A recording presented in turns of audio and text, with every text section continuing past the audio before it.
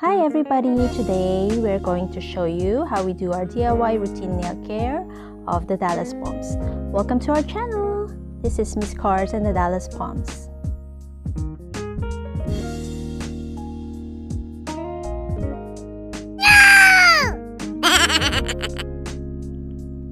You all are currently looking at my Miss Athens, and yes, you're right. This is not her favorite routine that we're doing, but unfortunately we have to do it now. Sorry, Athens. This is the nail file that I'm using for them. I removed the cover. I don't need that. I prefer not to use that just because they have a short nails. I have really small puppies, but if you have the bigger puppies or big dogs, then you might want to keep that for guidance. This is how her nails are looking now. It's quite long already. And I'm gonna start cutting it one by one. I'm trying to really do it very carefully just so not to cut the nail bed, which will cause bleeding and of course trauma to the dog.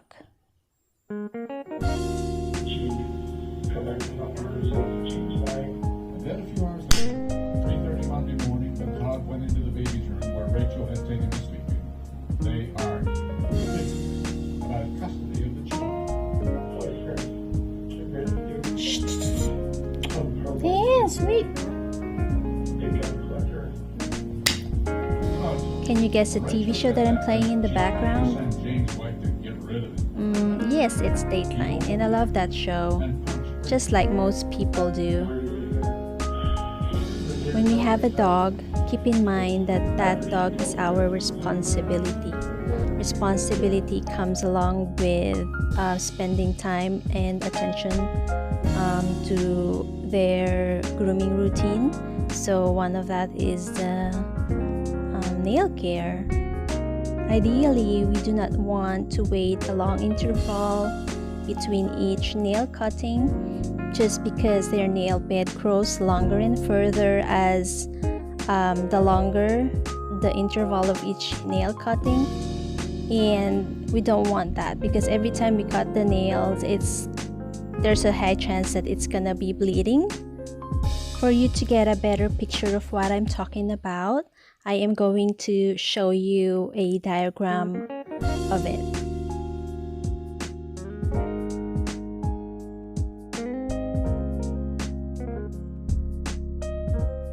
Showing you right now is diagram 1 and 2. Right now, to your left hand side, pay attention to diagram 1. You can see the quick, which is, I would say, the flesh part of the nails, where the blood supply is coming from. And now let's move over to the right hand side, which is showing the diagram 2. In here, it's showing that the blood supply gets longer as the nail grows. So if you see diagram 2 has a longer quick versus the diagram 1's quick. And if we try to cut this portion, there will be a bleeding, and yet the nail will still be too long. And so the right spot to where you want to put your nail cutter is right over here. You want to trim here, and the blood supply will get shorter. But of course, you have to do the trimming frequently. By saying that, this is what I mean. On diagram 3, if you clip or file a little off of a long nail every few days, the blood supply will continue to recede, and so the nail bed is going to go shorter and shorter as time goes by. Diagram 4 is showing as the nail gets shorter, so does the blood supply. Looking at diagram 5, only when the nail is kept short can it be trimmed without bleeding. If the same cut had been made on a long nail in diagram 2, it would have caused bleeding. Diagram 6, showing a properly trimmed nail. And so now, after cutting all the nails of Miss Athens, we are now ready to use the nail file to be able to achieve the look of a properly cut nail.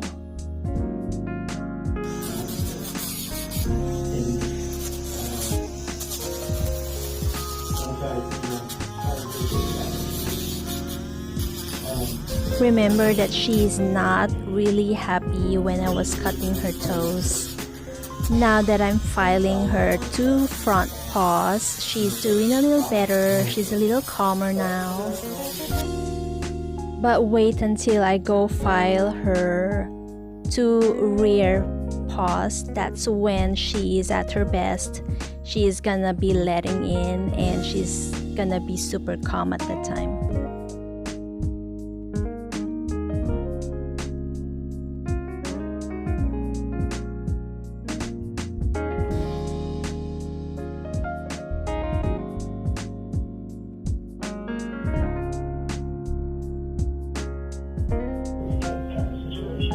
Eventually, God got to his feet. He prepared a bottle for crying Alex, he said. And he poured. We just got finished one of the 4 paws of Athens.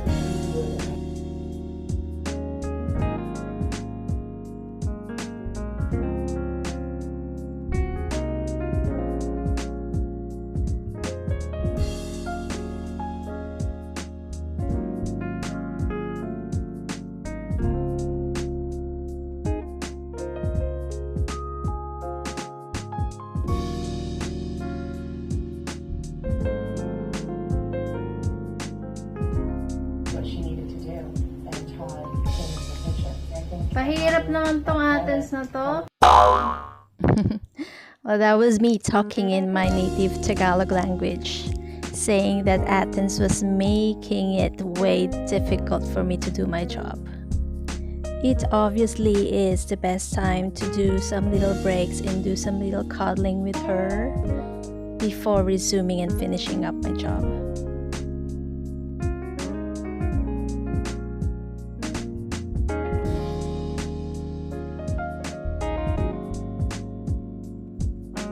Resuming, and now we are moving to the rear paws, and this time you will see that she is a lot calmer, a lot more cooperative. Now I'm guessing that you might have this question in your mind: why DIY? Why don't you just bring your dog to a groomer and just pay whatever it is to do the nail cutting for your dogs? Well, here in Texas, I have to pay $15 each dog for each visit just to do the nails alone. So with all the members of the Dallas Poms, and there's several of them, I'm gonna save a lot of money if I do it DIY.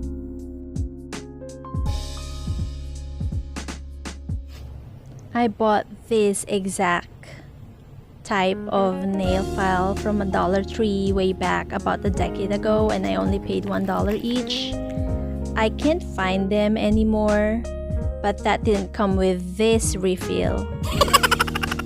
So I had to buy this one that I'm using right now from eBay, and I had to pay $8 for it now. Sucks, right? And would like to mention, DIY is saving money but ultimately less exposure for my fur babies with other sickly dogs in public place, and no waiting and travel time for appointments.